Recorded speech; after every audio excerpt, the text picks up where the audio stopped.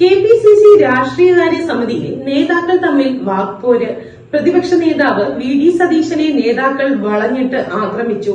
സതീശൻ തന്റെ പ്രസംഗത്തിനിടെ പാർട്ടിക്ക് കൈവിട്ടുപോയ 60 മണ്ഡലങ്ങൾ തിരികെ പിടിക്കാൻ പ്രത്യേക സജ്ജീകരണം ഒരുക്കിയിട്ടുണ്ടെന്ന് പരാമർശം നടത്തിയതോടെയാണ് പ്രശ്നം ആരംഭിച്ചത്.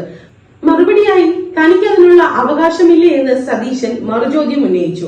ഇതോടെ ഇരുവരും തമ്മിൽ തർക്കമായി. തർക്കം രൂക്ഷമായപ്പോൾ കെ.സി. വേണുഗോപാൽ ഇടപെട്ടു. പ്രസംഗം മുഴുമിപ്പിക്കാതെ വി ഡി സതീശൻ ഇരുന്നു. പ്രതിപക്ഷ നേതാവിന്റെ വസതി കോൺഗ്രസുകാർക്ക് അഭയകേന്ദ്രമല്ലാതായെന്നും നേരത്തെ ഇങ്ങനെ അല്ലായിരുന്നു എന്നുമാണ് ഗുരുനാട് രാജശേഖരന്റെ വിമർശനം.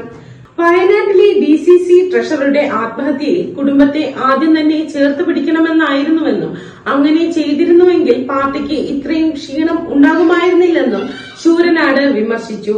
ശൂരനാട് രാജശേഖരൻ പ്രസ്താവന പിൻവലിക്കണമെന്ന് യോഗത്തിൽ കൊടിക്കുന്നിൽ സുരേഷ് ആവശ്യപ്പെട്ടു. മുഖ്യമന്ത്രി സ്ഥാനത്തെ ചൊല്ലിയുള്ള പിടിവലിയിൽ കെപിസിസി രാഷ്ട്രീയകാര്യ സമിതി യോഗത്തിൽ കോൺഗ്രസ് നേതൃത്വത്തിനെതിരെ രൂക്ഷ വിമർശനം ഉയർന്നു. മുതിർന്ന കോൺഗ്രസ് നേതാവ് PJ കുര്യനാണ് വിമർശനം ആരംഭിച്ചത്. മുഖ്യമന്ത്രി ആരായിരിക്കണമെന്ന ഇപ്പോഴത്തെ ചർച്ചകൾ അനാവശ്യമാണെന്ന് PJ കുര്യൻ യോഗത്തിൽ പറഞ്ഞു. മറ്റു നേതാക്കളും ഇക്കാര്യത്തെ പിന്തുണച്ചു.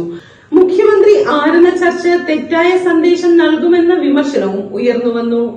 യോജിച്ച തിരഞ്ഞെടുപ്പിനെ നേരിടണമെന്നും രാഷ്ട്രീയകാര്യ സമിതിയിൽ അഭിപ്രായമുയർന്നു.